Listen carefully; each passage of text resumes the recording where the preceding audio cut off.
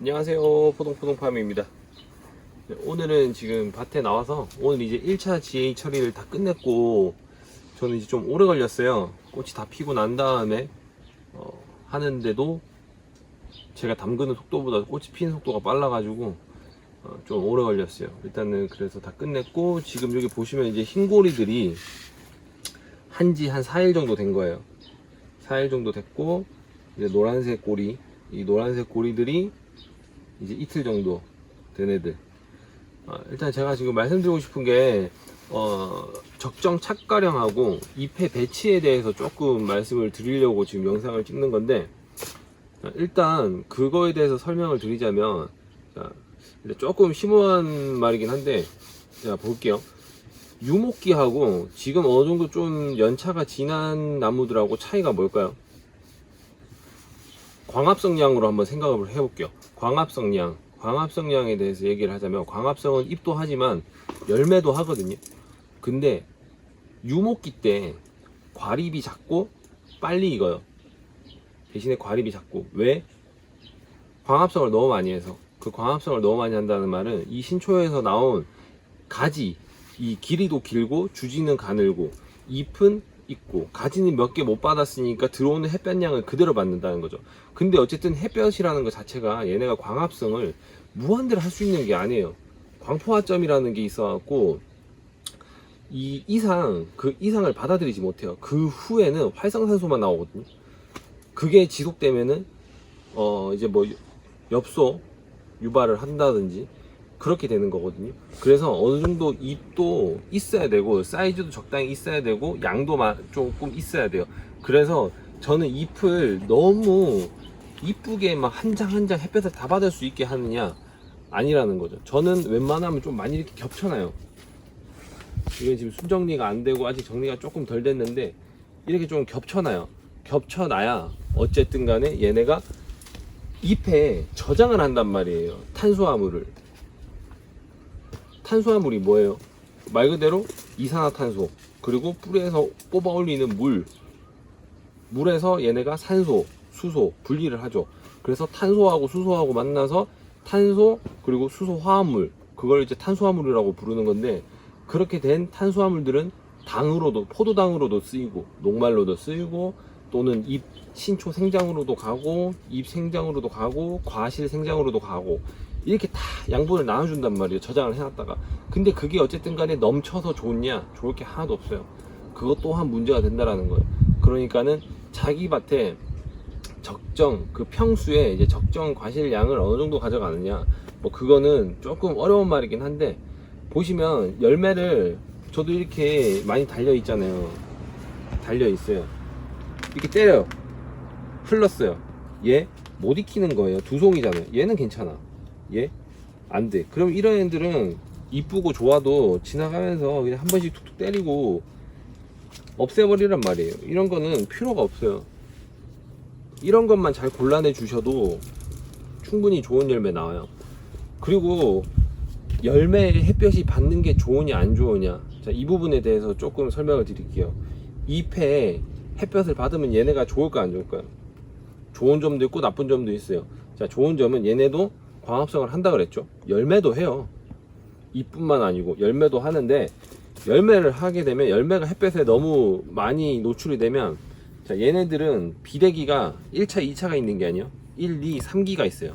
1기, 2기, 3기가 있는데, 3기 때 대부분 뭐라 부르냐면 연화기, 착색기, 뭐 대부분 그렇게 변색기, 다 같은 말이에요. 이렇게 부르는데, 색깔이 있는 포도에는 착색이라고도 부르고, 지금 샤인 같은 경우는 연화기라도 부르는 그 말랑말랑, 그걸 이제 브레종이라고도 하는데, 그게 빨라요. 빨리 와요. 햇볕에 노출이 많이 되면. 자, 그래서 아까 전에 처음에 말씀드린 거, 유목기 때 열매들이 작고 빨리 익는 이유. 왜? 햇볕이 막아주는 공간이 없다 보니까 과실에 햇볕을 많이 쐬요. 많이 쐬면 브레종이 빨리 와요. 뭐? 1기, 2기 때 많이 커지고 난 다음에 그게 와야 되는데, 그 과정이 굉장히 짧아진다는 거예요. 1기, 2기 때 커질 수 있는 시간은 짧고 햇볕을 많이 받아서. 그래서 연하기는 빨리 왔고, 근데 이미 그게 알이 요만할 때 와버렸어요. 그러면 뭐 어떻게 더 이상 클 수가 없지. 대신에 그러면 수확기는 좀 빠르고. 자, 그러면 이 식물의 생장에 대해서 조금 얘기를 한번 해볼게요. 이거는 어쨌든 재배 품질이나 재배 수확량에 대해서도 엄청 관여가 있는 내용이기 때문에 자 볼게요. 1번, 2번, 3번을 나눌게요. 자, 첫 번째 신초 생장, 두 번째 과실 생장, 세 번째 저장 양분. 자, 이렇게 생각을 해볼게요. 신초 생장에 필요한 거는 뭐 전년도 저장 양분이죠. 자, 과실 생산에서 필요한 건 뭐 얘네가 자란 잎으로 광합성을 해서 포도당을 만들고 녹말을 만들어서 과실을 비대하게 만들고 포도 향기를 내주는 거예요. 자, 세 번째 저장 양분이라고 그랬죠. 자, 과실이 많으면 어떻게 되겠어요? 이 포도밭에 과실이 넘쳤어. 그러면은 1번하고 3번이 줄어들 수밖에 없겠죠. 신초 생장도 힘들어지고, 자, 이 신초들이 생장이 되겠냐고요? 못해요. 신초 생장 힘들어지고 저장 양분이 적어져요. 자, 그러면 다음 해에 수세가 약해지겠죠. 그건 당연한 거예요. 자, 근데 과실이 생각보다 적게 달렸다. 너무 적게 달았다. 그러면은 거꾸로 다음에 수세가 강해지고 신초가 굵어지고 많이 뻗쳐나간다는 거예요. 자, 그러면은 얘네들은 대립종들이라서 캠벨 같은 품종들이랑 달라요. 캠벨은 질소에 대한 민감도가 굉장히 낮아요. 그래서 매년 퇴비를 하고 해도 그렇게 영향을 안 받는데, 샤인 같은 대립종들은 매년 질소를 꾸준하게 그렇게 많이 넣어주면 문제가 생겨요. 얘네들은 질소 민감도가 굉장히 높아요. 자, 그거를 어떻게 판단하느냐? 질소가 많으면 이 절간 주지가 길어지고 그리고 굵어지고 대부분 그렇게 나와요. 자, 그렇게 나오면 잎은 이걸 받을 수 있는 게 한계가 있어요. 그럼 가지를 어느 정도 이 정도씩은 계속 받아줘야 되는데 이 정도도 못 받고 여기 하나 잎은 이만하고 이렇게 돼버려. 자, 그러면은 어떻게 된다? 과실은 커져요. 과실은 커질 수 있어요. 하지만 성숙은 늦어진다라는 거. 그래서 과는 크지만 수확기가 늦어진다라는 거예요. 그래서 이 적정량을 보려면 제가 그때도 말씀드렸잖아요. 이 옆에서 나오는 이 부초들 있잖아요. 겹순들. 이것들을 너무 그렇게 빨리빨리 따지 말라고 한 게, 이게 얘네를 지금 딱 바라볼 수 있는 척도예요. 가장 쉽게 볼 수 있는. 얘네가 지금 보시면 엄청 작죠. 이거 한 번도 안 딴 거예요. 지금 한 번도 안 땄는데 다 요만하잖아요. 신초 생장을 안 하고 있다라는 거예요. 신초 생장을 안 하니까 이게 지금 한 번도 안 딴 거거든요. 한 번도 안 땄는데 요만하단 말이에요. 이게 봐봐. 얘네가 그러니까 이거를 안 됐다는 건 신초 생장을 안 하고 있다는 거래요. 자, 절간 길이 짧죠. 잎 사이도 좋죠. 얇죠. 그렇게 두껍지 않고. 자, 근데 두 송이 달렸죠. 상태 너무 좋죠. 보시면 이게 4일 된 거, 이게 이틀 정도 된 거, 색깔 다른 거. 이렇게 밸런스를 볼 수 있는 게 이 신초들, 그러니까 이 겹순 나오는 거, 이거를 보시면 된다는 거. 이거를 다 따가지고 신초 생장을 바로 막아버리면 얘네가 조금 커져요. 저도 이 밭에 그런 것들이 있긴 있어요. 이거 보시면, 이거 봐봐, 이렇게 무식하게 큰 애들이 있다고요. 자, 얘네들은 어떻게 한 거? 제가 그때도 말씀드렸죠. 자른 거예요. 잘라가지고 새로 받은 애들. 자, 잘라갖고 새로 받으니까 어떻게 돼요? 얘네가 새로 나오는데 그렇게 크지가 않죠. 입수 확보가 많이 안 돼요. 이런 애들은 두송이 절대 안 돼요. 근데 얘네가 세력이 너무 세다 보니까, 세력이 너무 센 가지다 보니까 제가 어쩔 수 없이 자른 거예요. 잘라가지고 세력을 맞춰주려고. 그런데도 불구하고 엄청 크죠. 이런 애들은 과실은 빨리 크는 대신에 성숙이 늦는다는 거. 그리고 썩 좋은 열매가 나오지 않아요. 이런 거에서는. 일단은 그래서 이거는 달기는 다는데 그렇게 좋은 게 안 나온다라는 거죠. 뭐 이런 거는 그냥 보시면 조금씩 정리를 해주셔도 되고. 그래서 그때 이거를 잘라가지고 제가 보여드렸었던 나무들이 꽤 많아요. 자, 이런 애들은 어떤 용도로 자라니? 그러니까 이게 작년에도 그랬고, 삼절적심이나 이런 거에 대해서 이슈가 좀 있었잖아요. 솔직히 삼절적심 그거 엄청 좋은 거예요. 이론적으로 따지고 보면 진짜 너무 획기적인 거예요. 따지고 보면. 자, 왜? 과실을 빨리 힘을 줘서 크기를 늘려. 그리고 늦게라도 입수를 확보해서 광합성량을 받아서 당도도 올려줘. 대신에 손이 좀 많이 가. 그래서 저는 3절 적심을 하지 않고 여기서 바로 자르고 옆에서 나온 거를 뭐 부초를 더 받는 게 아니고 그냥 그것만 받고 말아요. 그래서 한 송이만 익히고 만다라는 거죠. 이런 것들이. 자, 근데 이게 왜 이런 것들이 좀 이슈가 되냐, 저도 곰곰이 생각을 해봤는데, 자, 우리나라에는 일반 생산자하고 소비자하고 1대1 직거래하는 경우가 거의 없죠. 왜? 우리나라에 특이한 법이 하나 있어요. 그게 뭐냐면 예전에 만들어지고 우리나라밖에 없는데 수탁 거부 금지법이라는 게 있어요. 그게 뭐냐면 우리 농산물들이 뭐 어딘가에 나라에서 운영하는 뭐 경매장이나 이런 데 있잖아요. 뭐 서울로 어딘가 올린다. 그러면 걔네들이 그거를 거부할 방법이 없다라는 거예요. 수탁 거부 금지법이라는 게 있어요. 그래서 농민들이 농부들이 진입 장벽이 굉장히 낮아요. 우리나라는 그냥 뭐 농사나 해볼까? 해도 그 지역에서 나오는 특산품 이런 거를 생산을 하면 다 팔 수 있어. 제값은 못 받아도 어쨌든 간에. 그래서 양으로 조져보자, 이런 게 많이 나오는 거예요. 그래서 보면은 이 한 송이를 10,000원짜리를 만들 생각을 안 하고 한 송이로 5,000원짜리를 만들고 양을 3배로 가져가자. 그래도 그게 더 이득인데? 이렇게 돼버린다는 거죠. 절대 그렇게 하지 마세요. 뭐 그게 언젠간 없어질 수도 있겠죠. 수탁거부 금지법이라는 게 없어질 수도 있을 거예요. 그게 만약에 없어지면 정작 좋은 농산물들만 취급하고 나머지는 안 받아줘 이래버리면 어떡할 거예요? 그러면은 개인 팔로를 다 만들어야 되는데 그걸 어떻게 다 만드냐고. 불가능하잖아요. 그래서 지금이라도 좋은 생산품을 만들려고 하는 노력도 필요하고 그런 거에 대한 연구가 필요하다고 저는 생각을 하거든요. 그래서 저도 지금 올해 제가 GA 처리가 늦다 그랬죠. 저는 이 GA 처리하는 것도 제 방식이 있어요. 그래서 남이 손대는 게 싫어요. 절대 싫어요. 그래가지고 저는 제 혼자 하루에 뭐 1,000개, 2,000개밖에 못 담그더라도 저는 무조건 제가요. 그리고 뭐 믿고 맡길 수 있는 사람은 가족밖에 없겠죠. 저희 아버지가 와서 도와주시는데 저희 아버지는 저보다 더 꼼꼼하기 때문에 뭐 제가 할 말이 없어요. 그래가지고 상관이 없는데 그 외에 다른 사람이 해준다? 아, 저는 됐다고. 괜찮다 그래.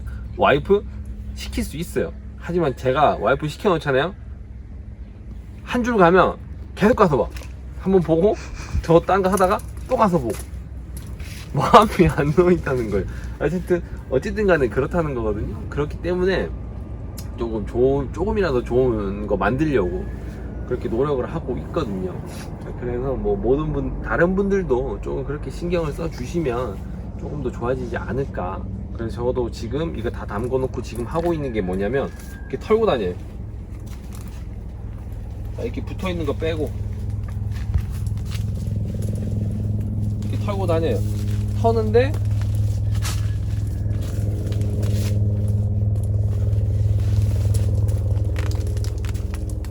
들리죠 소리? 완전 다르죠? 자, 이런 애들은 절대 안 돼요.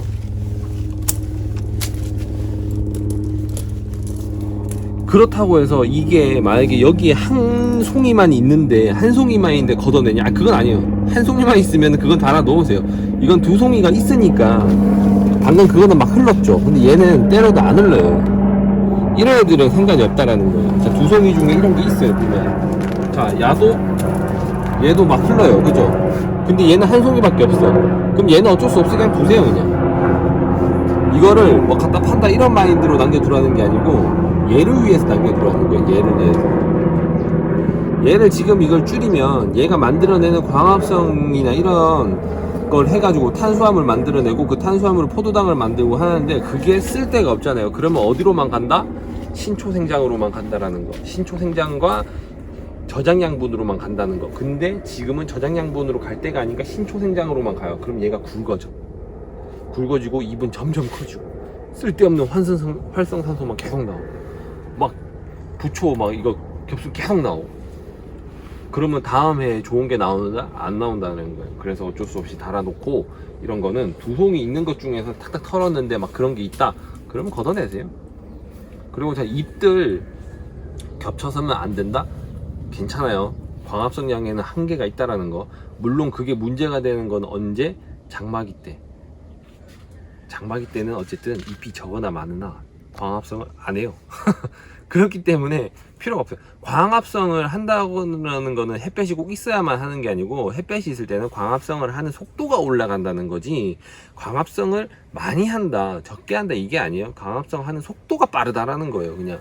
그래서 그거를 잎에 저장을 하고 신초 끝에 저장을 해놨다가 이게 나중에는 뿌리로 가고 잎으로도 가고 열매로도 가고, 그래서 나중에는 과실로 집중할 수 있게 끝을 잘라가지고 적심을 하고 부초를 다 떼가지고 신초 생장을 못하게 해가지고 과실로만 갈 수 있게, 그리고 뿌리로만 갈 수 있게, 그래서 과실을 수확을 하고 나면 뿌리에서 나머지 저장량분들을 꼭 저장할 수 있게 그렇게 하는 거죠. 그리고 겨울에는 웬만하면 장초전정을 해주세요. 단초전정, 장초전정, 뭔 말인지 아시죠?